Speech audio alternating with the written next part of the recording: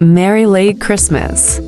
My friends Adam and Bella have a story about one of their neighbors and how he managed to stuff a 5-pound bag of coal in a Karen's stocking this Christmas by using malicious compliance. This particular neighbor Tim and his wife Frances would go overboard on the outdoor decorations every Christmas. There'd be lights, garlands, wrought iron reindeer statues, snowflakes, candy canes, a 6-feet-tall Santa statue, a nativity set, etc. etc. It was its own brand of charm, according to the neighbors. Unfortunately, earlier this year, Frances suffered a massive stroke and passed away.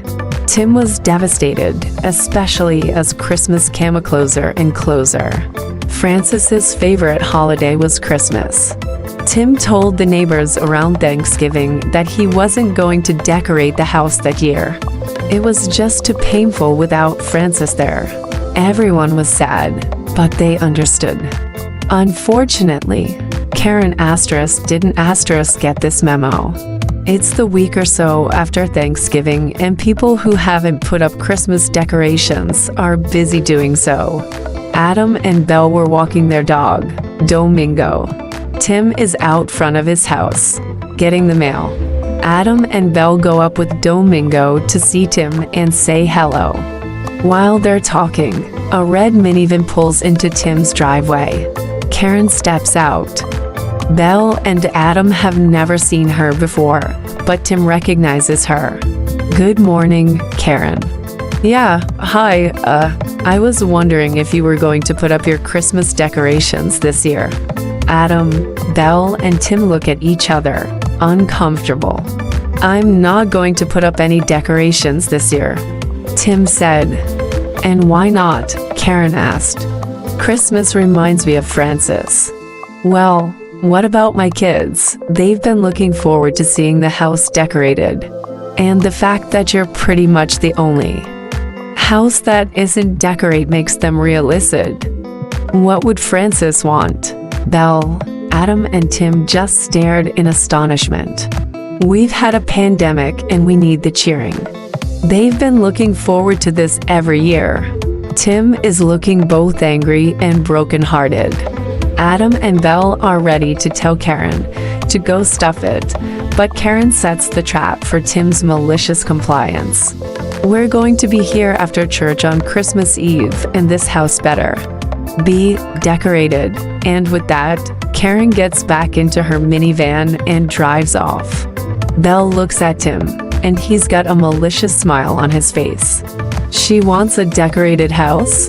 She's going to get a decorated house. The weeks pass, and Tim starts getting several packages delivered. He also starts putting things up in the yard, but they're covered with bed sheets, so they look like those Halloween ghosts. He also starts putting lights on the house. There's more lights than usual, but he doesn't turn them on at night. Karen and her minivan don't show up, even though Adam and Belle had alerted everyone in the neighborhood about her. Christmas Eve rolls around. Adam and Belle are invited to Tim's house for dinner and to watch the movie Scrooged. They are also asked to BYOB. When they arrive, the curtains are drawn. Tim greets them with a big smile. They settle down and he details his plan, asking for their help. They're laughing at the end of it and eagerly agree. As they work, Belle notes that he's happier than they've seen him in a while. Tim says it's hopefully going to get even better. By this point, it's still just light enough that they can see what they're doing, but just dark enough that you can't see what's in the yard. They remove the bed sheets and laugh at all the decorations that have been set up. There's a nice dinner and watch the movie. Midway through the movie, Tim's alarm goes off on his cell phone. He pauses the movie, looks at Adam and Belle, and says it's showtime. Everyone bundles up and they head to the sidewalk across the street. It's now pitch black and Tim's house still isn't lit up. There's the usual cars driving through the neighborhood, with Karen's red minivan being at the end of the line. Right on time, Tim says, taking a remote out of his coat pocket. They wait until the red minivan reaches the front. Tim presses the button. According to Belle, it was like the scene from Christmas Vacation when the Griswolds' house turns on. There's red, white, and blue lights galore. The yard has eagle statues, stars, flags, banners, statues of liberty, etc. In the windows are lights that look like exploding fireworks. Tim grins and presses another button. All of a sudden, Star-Spangled Banner begins to belt out through several speakers placed throughout the yard. As Adam, Belle, and Tim are laughing as the minivan stops and parks, Karen gets out of the driver's seat and storms over to them. "What is that?"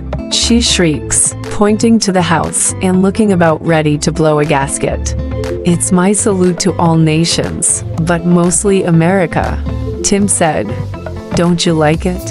It's Christmas," Karen shouts. "I wanted you to decorate the house for Christmas." "You wanted a decorated house, Karen. You didn't say what holiday." With that, Karen flipped them off, got back in the minivan, and drove off. Tim turned off the music and lights, and they head back to Tim's house to finish Scrooged. Tim told Adam and Belle as they were leaving for the night, "I think I'm going to decorate my house like this every Christmas." Francis would have gotten a kick out of it.